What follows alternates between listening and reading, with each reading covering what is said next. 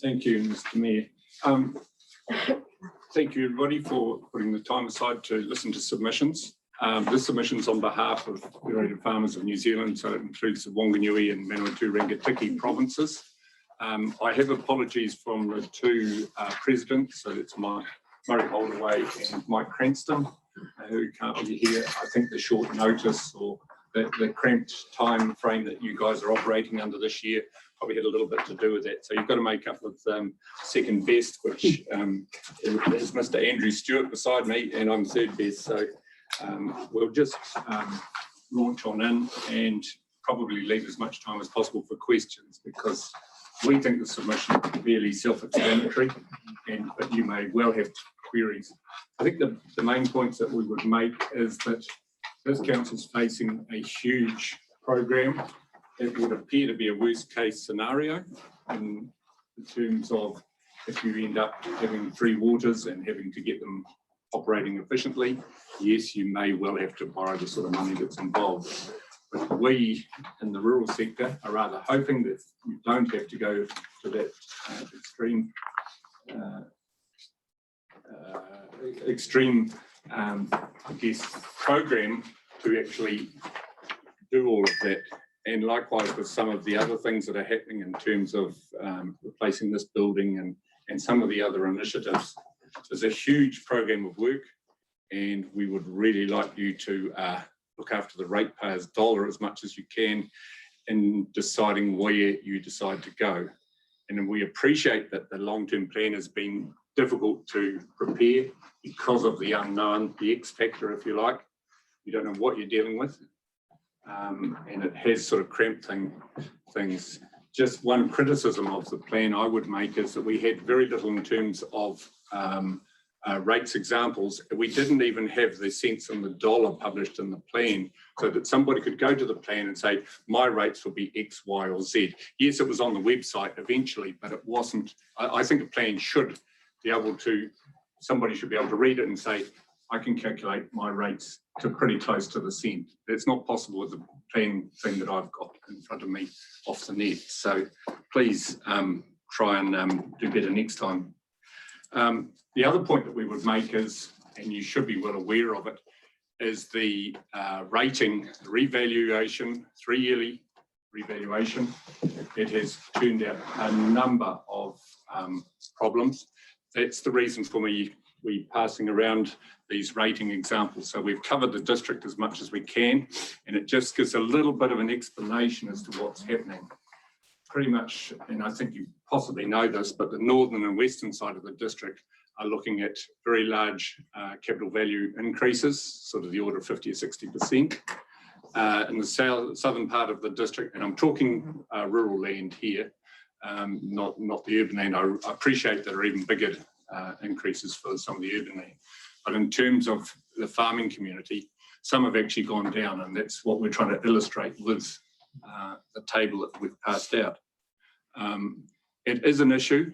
What you've done by reducing the UAGC has in fact impacted substantially on the general rate, and that really hits people once you get over about $500,000. So a large lifestyle block, everything over that is generally facing fairly hefty increases, depending on how much their valuations have moved in relation to the rest of the district. So you can find some quite large properties nearer the coast here, close to Marton, who've actually gone down a bit now. Our table illustrates that. But the effect, I've never seen in a Rangitikei long-term plan increases of 25% of people's rates. And so we really need to try and do something to ameliorate that. I've made a suggestion that we perhaps may be able to do something through the rateable valuations, possibly through updating it quicker than 3-yearly, so that it's more of a moving feast. Now, I don't know if the legislation lets me do that. I haven't had a chance to actually look at it close enough to see, but this 3-yearly snapshot. So last time we had dairy farms and cropping farms went up similarly to the way they have this time. This time they've gone down a little bit, 10%. but yes, the rest of the district has gone up. And so what we need to do is try and have a better way of accommodating that. And possibly, rather than putting, say, 1.5% on commercial and industrial on the general rate, perhaps they may have been better off paying more in roading rates. And also you do need to look at rating forestry. Forestry is a really bad business for a council to have to deal with, because you don't get an awful lot of rates off them. They have very little in terms of infrastructure. So there's not a lot of stuff coming back into the community in terms of upkeep or buildings, that sort of thing, fencing. They do tracks and skid sites and that's it. And a lot of that money bypasses the Rangatiki. A little bit comes to the locals, but most of it sort of doesn't even touch the sides. Whereas with farming, we feel that we do spend locally as much as we can, and that effect does come back to the community. So I think it's probably best that I leave it. Andrew, you got any comments that you want to make? No, I think it's a very well put together submission, and I think you've covered it pretty well. Thanks. Thank you, gentlemen. Are you happy to take questions? Definitely. I'll throw it open before I come to my own questions. Councillor Wilson, Councillor Belsham, Councillor Wilson. Hi guys. Just when you say we can do more with forestry, can you just elaborate on what your thinking is with regards to that? Forestry, it's a problem. So we effectively lock up a fairly large chunk of the district for 25, 35 years, depending on the species. It then requires an awful lot of roading, and always forestry is at the end of a very low use road, which is really expensive to fix. So most of our medium and high use roads can handle the forestry stuff. It's always the stuff at the end of the road that needs an awful lot of money spent on it. And so close to where I live, Okirai Road, you've got 199 hectares of the Okirai forest out of 680. The rest of it is actually Moanui district. But you've had to spend thousands on Okirai Road to get those logs out. So what do you suggest would be the rating? Are you suggesting a rating mechanism to account for that? Definitely. And what's your thinking around that? Sorry, Your Worship. Sorry. Wairoa, Wanganui, Ruapehu now have a 1.5 times differential on roading for forests. So they are what the quotable value calls a forest. They tend to be more commercial forests. Yeah. Farmers' forests don't generally. So that's your suggestion, is it? Yeah. And that has been, I don't know what you're waiting for, because it's been happening in Wairoa for I 6 think years. we understand the answer in terms of getting through questions. Councillor Belsham. Sorry. So no, just I'm aware of time frame. Thanks guys for the submission. So my question is around the change in capital values of our rural properties, and we've seen a significant change in the northern part of our district. Now, understandably, there was a similar change to the southern part of our district possibly 3 years ago. Can you recall the impact on the rates on those properties and the change? Because I recall it being reasonably significant to those capital growth properties. I probably wasn't doing the submission that year for Federated Farmers, so I don't have all the facts totally off the top of my head. But yes, the movement in dairy was significant.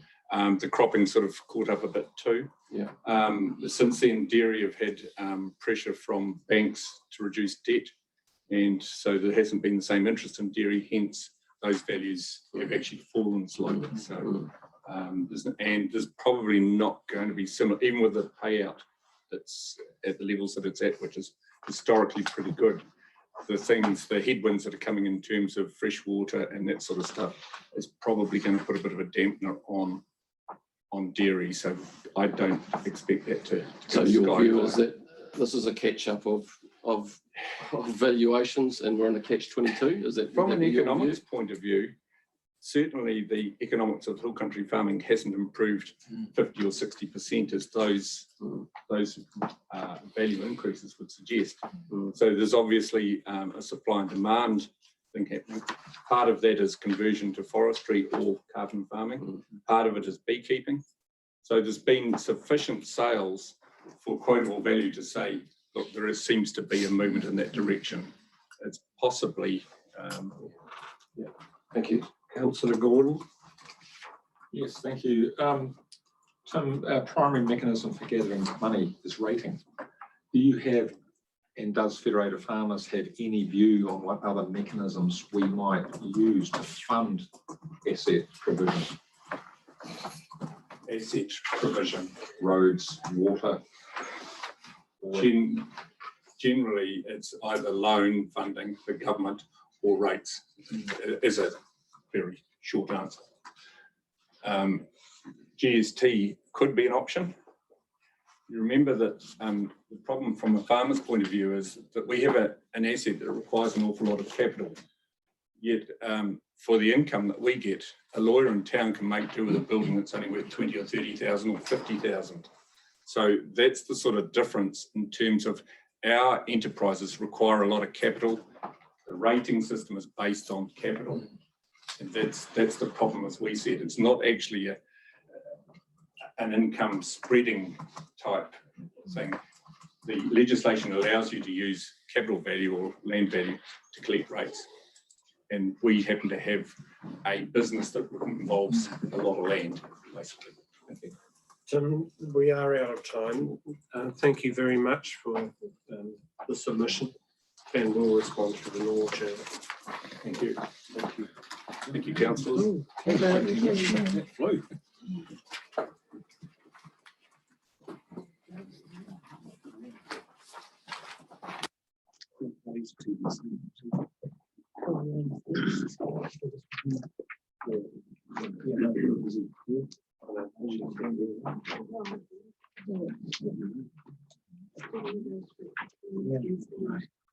Yeah, Tim, you've got a submission in your own name. We could take it right now if you would wish. If it's, that would suit us very well. Thank you. We'll go to this, the Rangatahi District Open Western Residents Group, lovely description. I'm waiting for Duncan Matthews to come back with something a little more appropriate, but he hasn't done that. Supplementary sheets, page 22. And not surprisingly, the same rules apply. You have 10 minutes, and I'll give you a minute. This time isn't brilliant.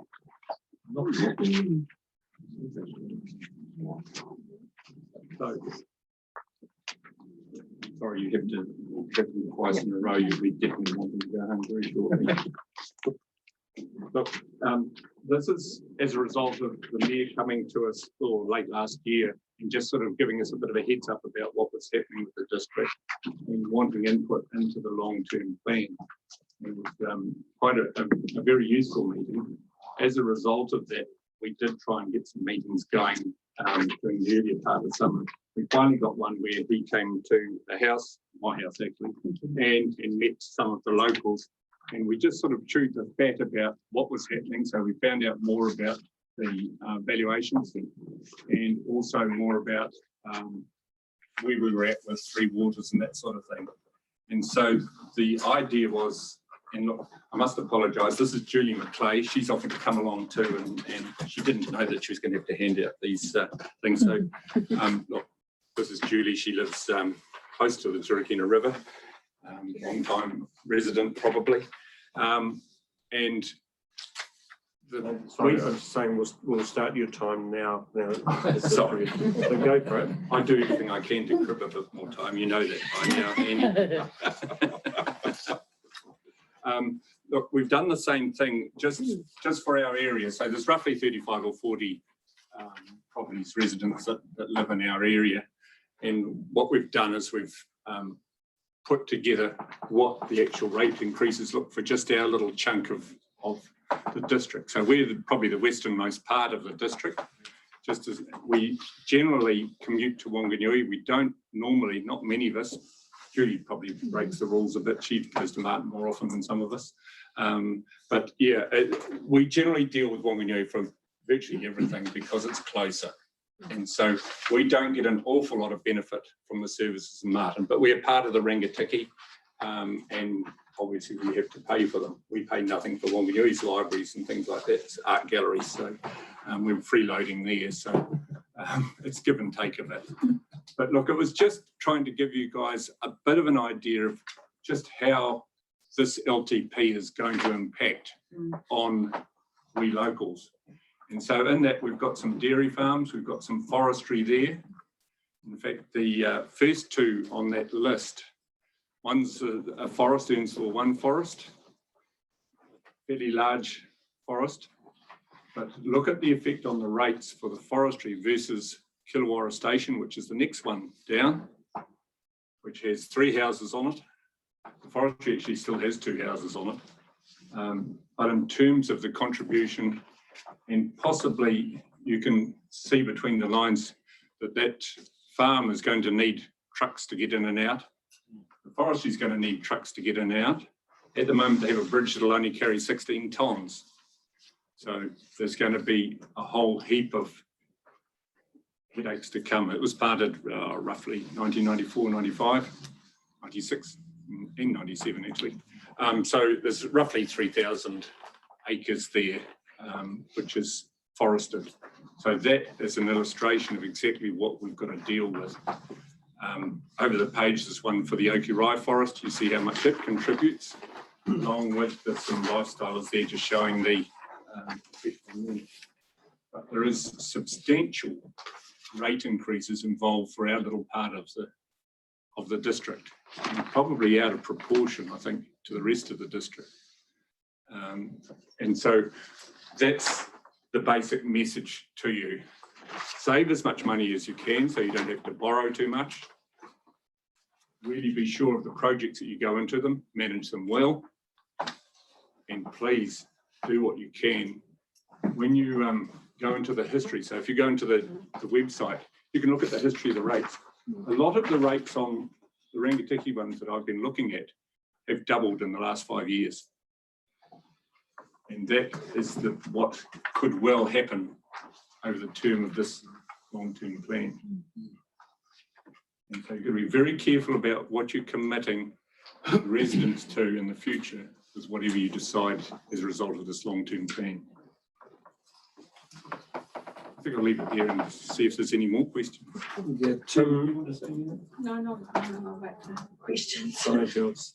Send the difficult ones to In Julie. terms of the description of what would be a forestry block, what percentage of a property should be in forestry to determine that?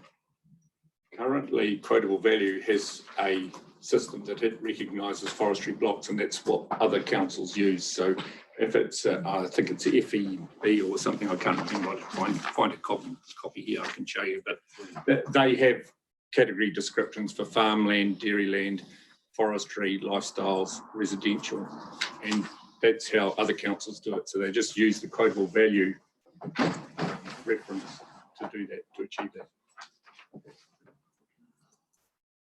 But forestry does, if a farm has 50 hectares of forest, it's still going to have impact on roads too. There's going to be absolutely no difference. Other than farms tend to do it in the summer, because their infrastructure probably isn't good enough to do it all year round.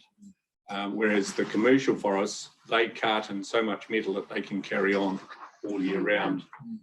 And it's actually carting the metal and it does more damage than the actual logging trucks themselves. There's huge quantities come in. Which we've just seen with our road, with it being resealed 4 years ago.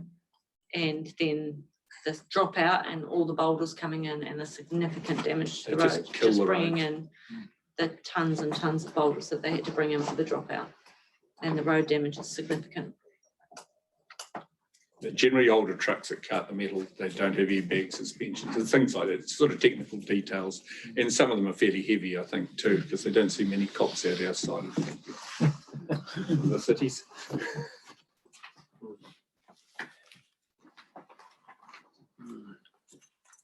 Councillor Lambert, Councillor Gordon, Councillor Lambert. Mine's just a minor sort of off left field. I notice you've got no hall out there, community hall. Is there a need, would your community feel the need for a hall at all? Or what do you just find Wanganui at? For us, it's 15-20 minutes to Fordell Hall. Oh, okay. It's half an hour to Mangamahu Hall, half an hour to Marton. It's about 20 minutes to Makaha Hall, if it's still standing. We wouldn't ask you, after we've just been telling you that, you know, restraint on spending, we do not want a hall. No, I was just out of it. Yeah, some of our houses are big enough to accommodate all of the submitters here without any trouble. Councillor Gordon. Tim, I'm going to ask you a curly one. The rates have gone up on these farm properties because the values have gone up. Yes. And the values have gone up because people are buying them. So who's buying them and driving up the value? That's a question I'd like to know. Your colleague on your right might know, but I don't know of recent sales that have been sufficient. So I'm actually a registered valuer, but not practicing. And I don't know of the sales that have actually pushed these, our part of the district up. There's some small properties being sold. Whether those have been extrapolated to much larger properties, I don't know. And some larger ones up the valley that have been sold to overseas investors, but that was due to a liquidation. And then there's been a lot of beekeepers buying properties and investing in money. You can't point to one property and say that went up because of that. No, You know, the volume of sales is not that high to base. So a revaluation process is where you use a number of sales to establish a value for the whole district at once. Not all properties come onto the market in the district at once, except in a major disaster. So it's a little bit, you would really want rateable values to be a little bit conservative because of that.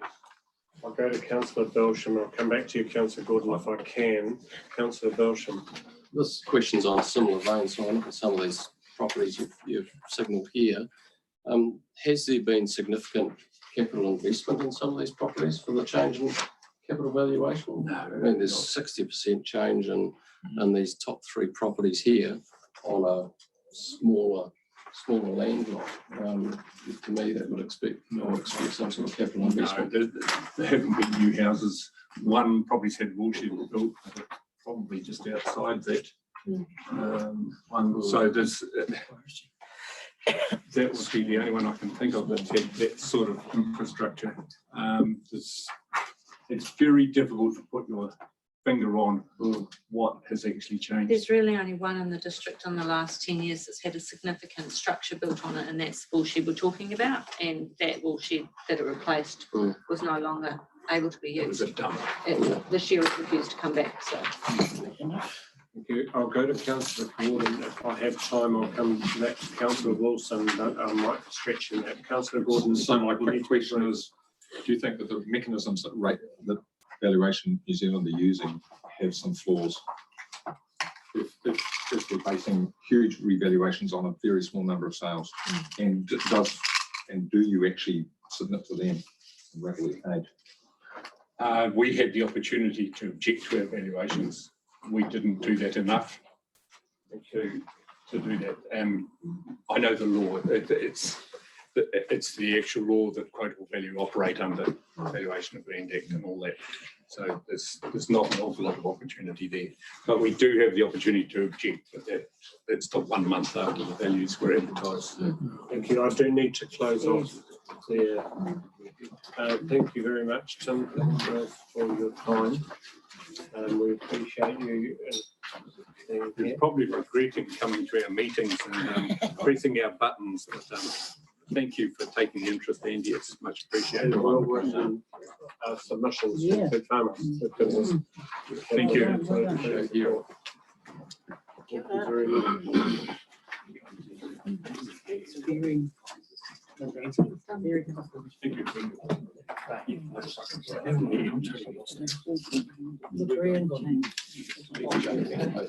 That's a problem. It's a fluid situation. Thanks, everybody. thank you. See you, Tim. So do we have Douglas come in the room? Have we had any apologies? So submission number 27, 110, it's not appearing.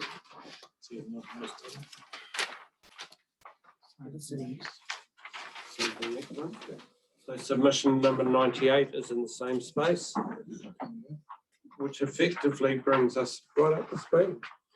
So we have a submission from Felicity Wallace and Simon Loudon. Felicity, That's me. just you, Yeah, that's fine. yeah, I'm afraid you Um, won't be subjected to a blast. Or maybe. so Felicity, No, you, you've got your glasses.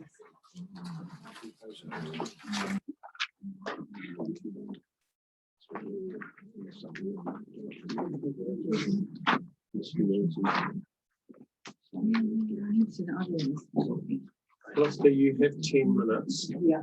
How you use that time is yours. Right. It's being recorded. We have one councillor not here, and they need to make sure that they've listened to all the recordings. Right. The time is yours. Thank you. I'm just going to read our submission.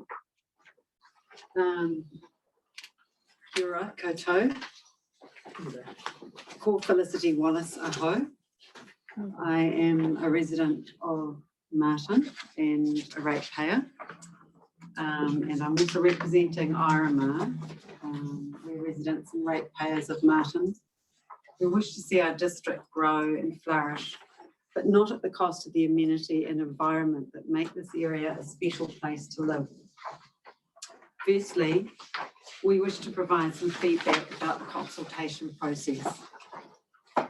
Draft long-term plan has been provided with little time, only 4 weeks for ratepayers to consider it, together with the numerous supporting documents. The information presented online in the consultation document chose select issues to highlight, presenting options for people to select in an overly simplistic click box format. We understood that further consultation was to be carried out after release of the draft long-term plan if there was interest. However, at a pre-consultation meeting, we were told there would be no time for this. IRMA advises it would be interested in further consultation about the long-term plan, about the draft long-term plan. The overall impression given by council is that it does not wish to know the community that it serves, and to date, it is not considered that we have been consulted in the true sense of the word. This submission is made in support of the proposed upgrade to community housing and increase in housing, but not at all costs. Marton de Bull's wastewater transfer and the Marton Civic Centre development. This submission is made in opposition to the ratepayers paying for 30% of road maintenance, where roads are frequently used by heavy vehicles such as logging trucks. Proposed rates increase, the council's continued management of 3 waters, community and leisure assets, proposed spend of $41.5 million, community wellbeing group of activities, lack of transparency. Housing policy, IRMA supports the council's proposal to upgrade community housing. One of the council's key priorities for economic development is to expand and diversify housing stock.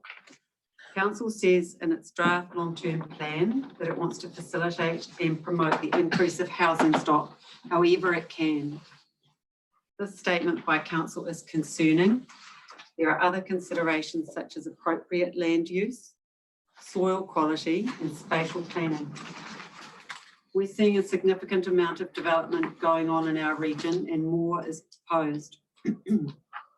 Large tracts of land around Marton are being sold and they're in the process of being subdivided.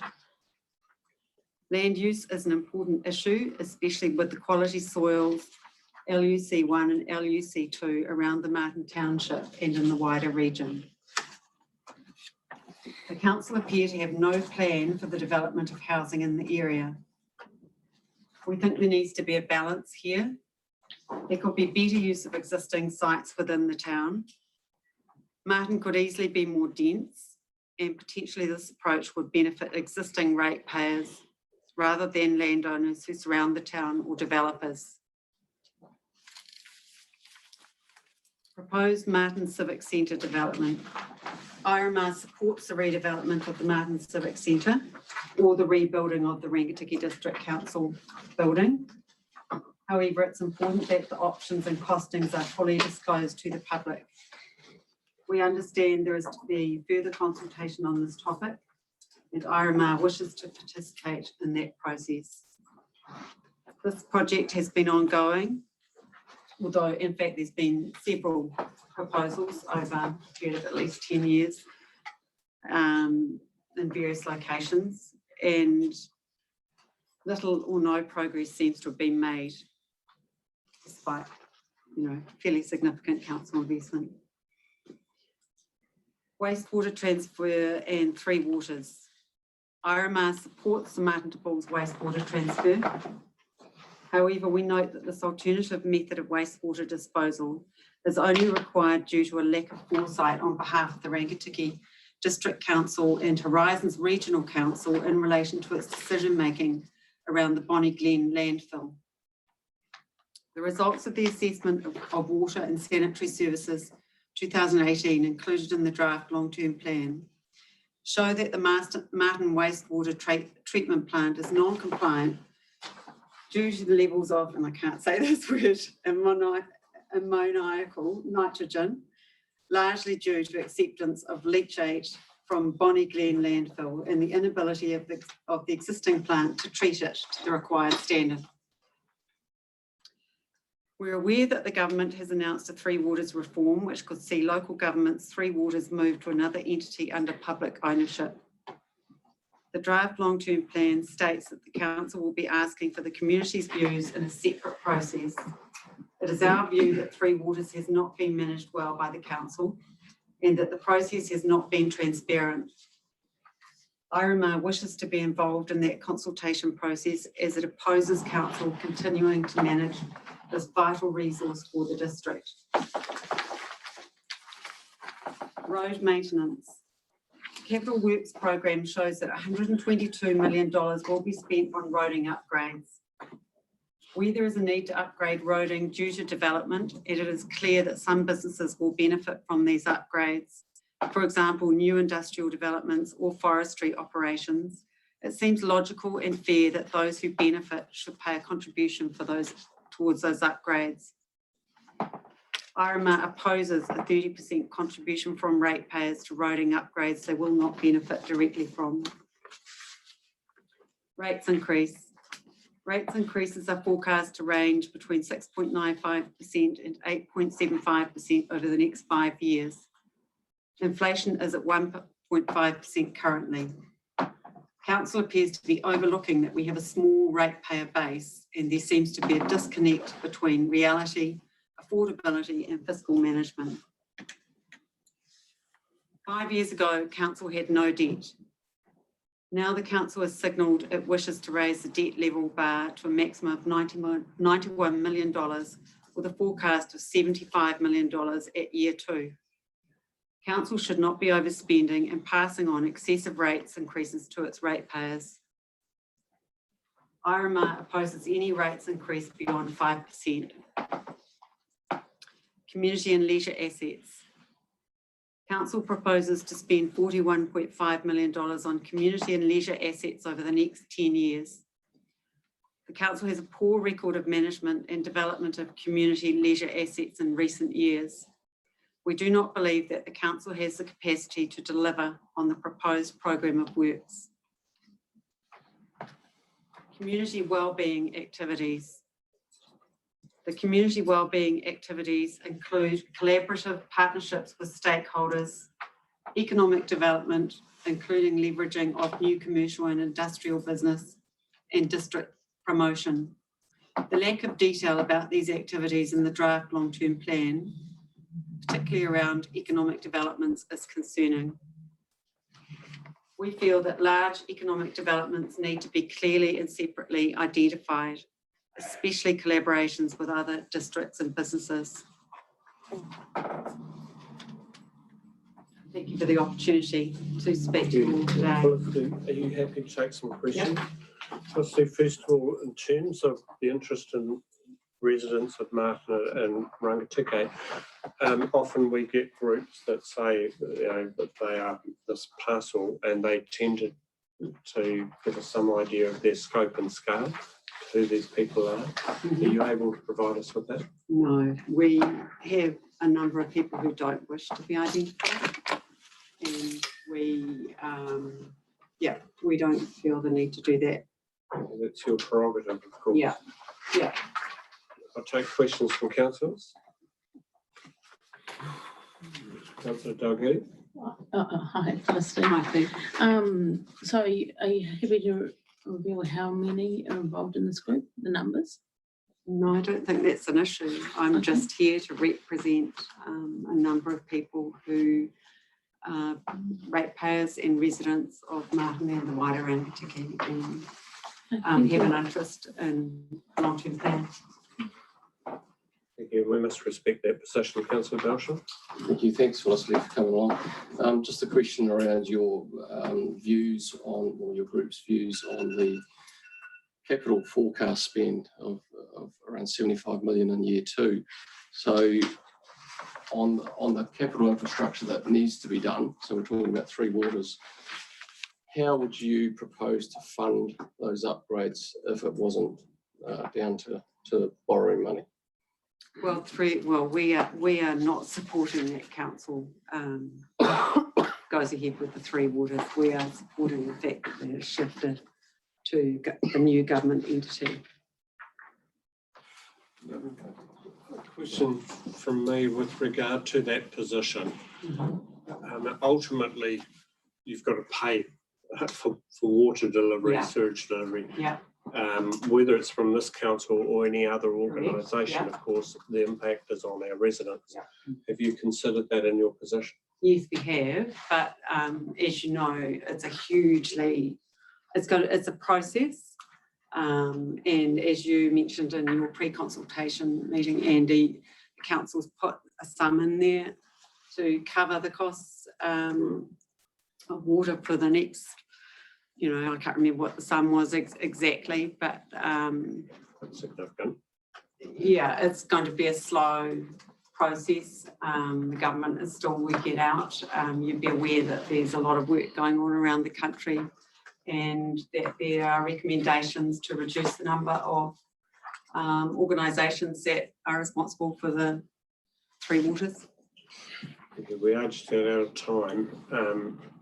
I know there's probably opening up another sections, but we are aware of time. Councillor Gordon.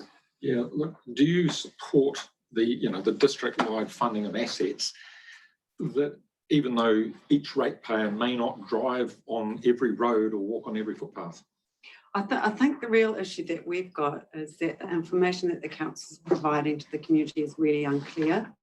So I'm someone who has an honours degree in architecture and I'm trained to read documents, and it was very unclear for me to find the information that we need to comment on. And so how is anybody, just a general member of the community, when they, the list that was given as the 5 key objects that ratepayers needed to vote on. The first one was free Wi-Fi.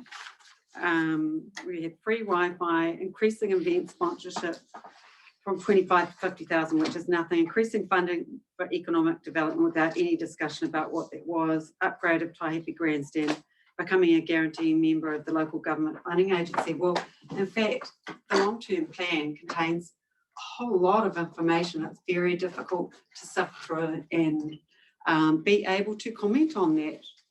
And I think that as councillors, you need to be responsible for that information. There was a lot of colour, it was very hard for anybody to print it off. So you had to have a lot of resources to be able to study this document. And there's a lot of people in this community who don't have huge amounts of money. And yeah, we are interested. We're interested in seeing more coordination with a much greater plan for how the community can develop. Did you access the QR code? The QR code. The hash code that's in the document to give you more information. Well, we downloaded all the documents ourselves and had some printed, but we've got resources. Not everybody does. We do need to stop it there. It's probably a conversation I need to have offline. Thank you very much. Thank you. Thank you. We now have a gap until for 5-10 minutes until